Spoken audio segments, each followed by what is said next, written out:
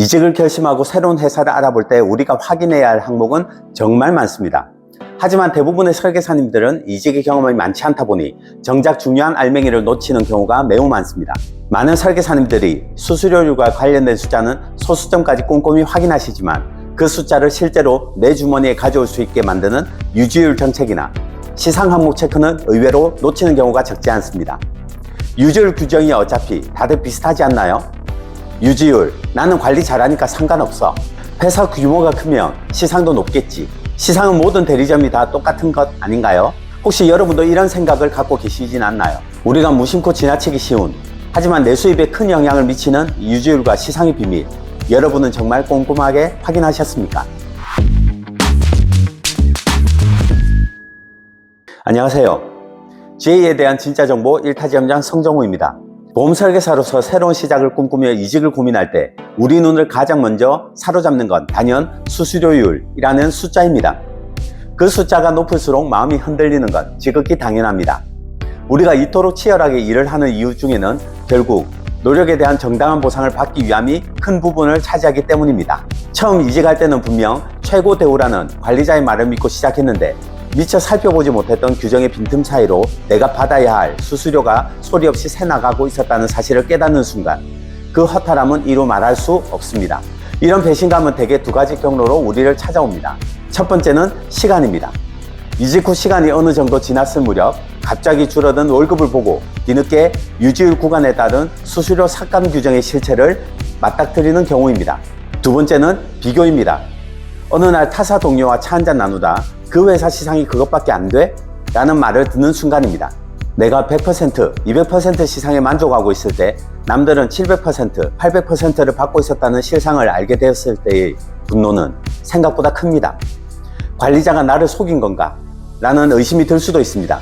하지만 사실 그 내막을 들여다보면 관리자의 악의적인 거짓말이라기보다 우리가 입사 전 상담에서 미처 확인하지 못했던 유지율 규정과 시상 구조의 차이인 경우가 훨씬 많습니다. 이번 영상에서는 이직을 준비할 때 놓치지 말아야 할 중요한 포인트 중 유지율과 시상에 대한 내용으로 준비하였습니다. 영상을 끝까지 시청하시면 남들보다 더 열심히 일하고도 나만 손해보는 것 같은 억울한 상황을 미연에 방지할 수 있는 명확한 안목을 갖게 되실 겁니다.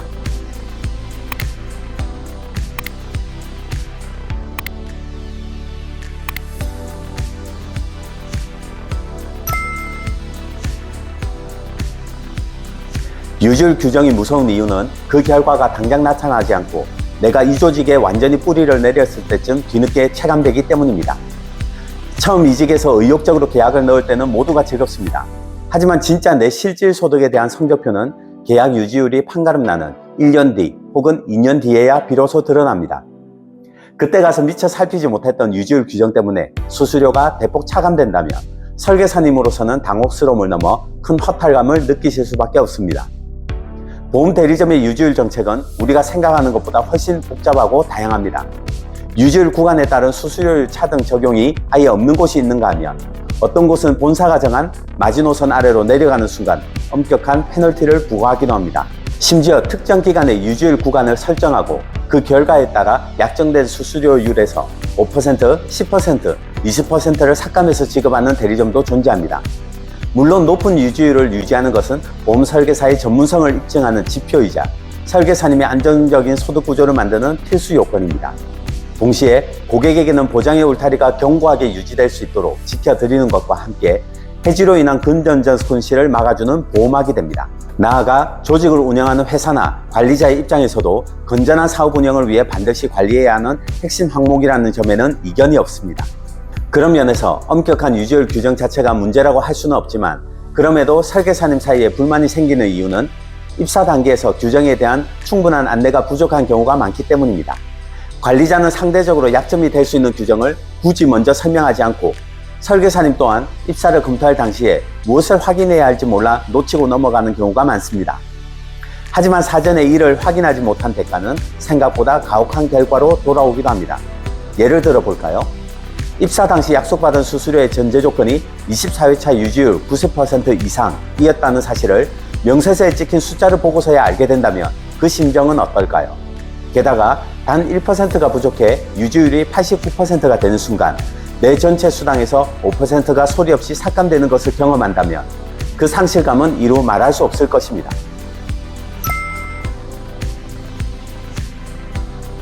유지율이 소득의 장기적인 안정성을 결정한다면 시상은 매달 내가 손에 쥐는 현금 흐름을 결정짓는 아주 현실적인 문제입니다. 의외로 많은 설계사님이 원수사가 지급하는 시상은 모든 지회에서 동일한 것으로 오해하시곤 합니다. 그래서 이골에 지급되는 원수사 시상과 대리점 자체 시상 금액만 확인하고 넘어가는 경우가 많은 것 같습니다. 하지만 현실은 설계사님의 생각과 다를 수 있습니다. 많은 설계사님과 상담을 하는 과정에서 소속 대리점의 시상 체계에 대한 불만을 토로하시는 분들을 종종 만나게 됩니다. 동일한 보험사, 동일한 상품을 판매했음에도 불구하고 지인이 근무하는 대리점과 내가 받은 시상금이 큰 차이를 보인다면 이로 인한 배신감은 회사나 관리자에 대한 불신으로 이어질 수밖에 없습니다. 최근 만난 어느 설계사님의 사례는 제가 듣기에도 다소 충격적이었습니다. 그분이 주력하고 있는 모 생명보험사의 건강보험 상품의 경우 업계에서는 통상 2골과 15회차 시상을 합쳐 800에서 1000% 정도를 지급하는 것이 일반적입니다. 하지만 현재 근무 중인 대리점에서 수령하는 시상은 2골 60%가 전부였다고 합니다. 동일한 노력을 기울이고도 결과에서 이토록 큰 격차를 마주해야 한다면 그분 입장에서 이직에 대한 고민이 깊어지는 건 당연한 수순일 것입니다. 요즘은 원수사의 시상 기준만 잘 맞춰도 계약 수수료보다 시상금이 더 높은 경우가 적지 않습니다. 이제 시상은 단순히 덤으로 받는 보너스의 개념이 아닌 것이지요. 그만큼 시상 지급의 투명성이 설계사님의 실질 소득을 결정짓는 핵심 지표가 되었습니다. 똑같이 노력을 하고도 시상금 지급 구조가 불투명하여 누군가보다 적은 보상을 받아야 한다면 그보다 억울한 일은 없을 것입니다. 이직 과정에서 수당 규정만큼이나 시상 지급 내역을 꼼꼼히 비교해 봐야 하는 이유가 바로 여기에 있습니다. 이러한 유지율이나 시상과 관련한 보험대리점 본사의 정책을 관리자가 미리 알려줬었다면 나중에 사실을 접했을 때 실망하는 일이 없었을 겁니다. 그렇다면 왜 관리자는 상담할 때 이런 이야기를 미리 해주지 않는 것일까요? 관리자가 이런 부분을 미리 말해주지 않는 현실적인 이유는 여러 가지가 있습니다. 첫째는 우선순위의 차이입니다. 입사 상담을 진행하는 관리자는 보통 설계사님이 가장 궁금해하는 당장의 관심사에 집중합니다.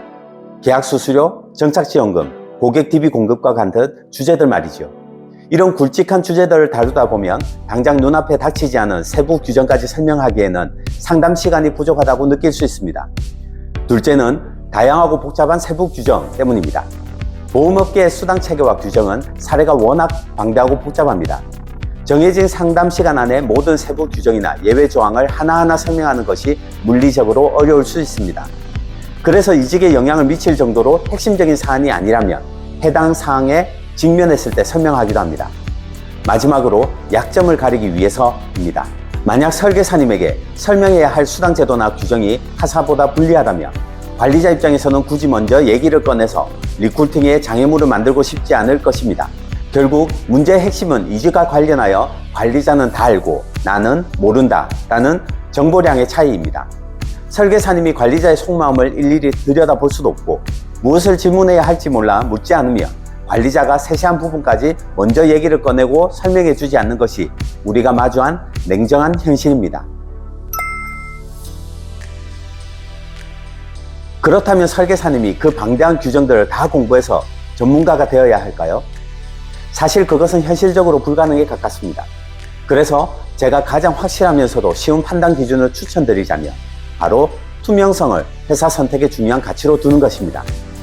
주요 사항에 대한 검토를 마친 뒤 비슷한 조건의 조직 중에서 고민 중이라면 그때는 모든 정보를 투명하게 오픈하는 조직에 가산점을 주는 것입니다.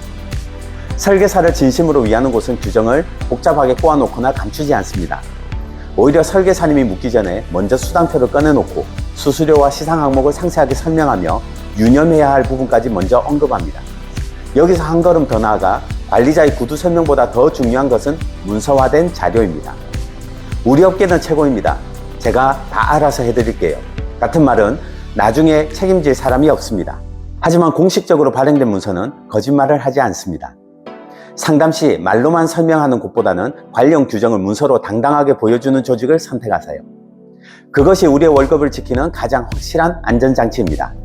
실제로 상담할 때 다음과 같은 질문을 던져보며 관리자가 문서화된 근거를 명확히 제시하는지 확인해 보시는 것도 매우 좋은 방법입니다. 유지율 구간에 따라 실제 수수료율이 얼마나 영향을 받게 되나요?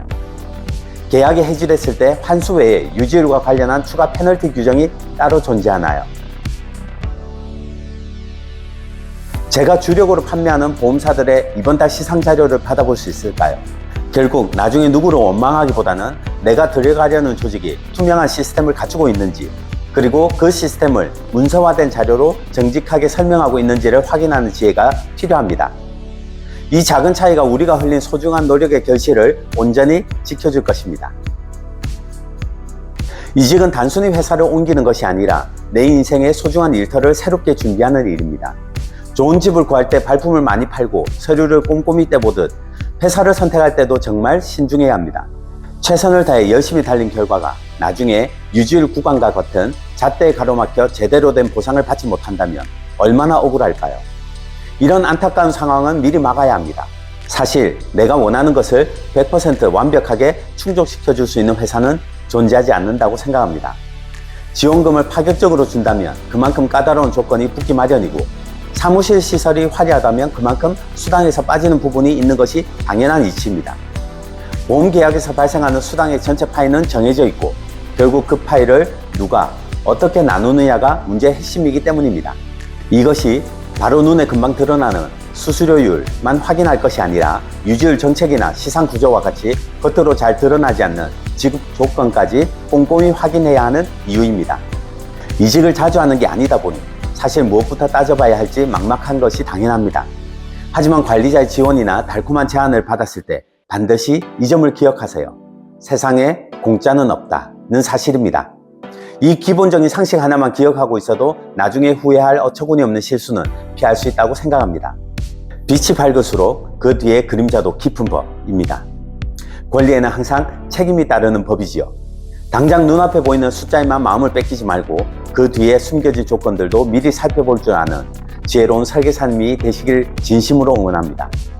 오늘 준비한 내용은 여기까지입니다. 다음에도 더 알찬 정보로 찾아뵙겠습니다.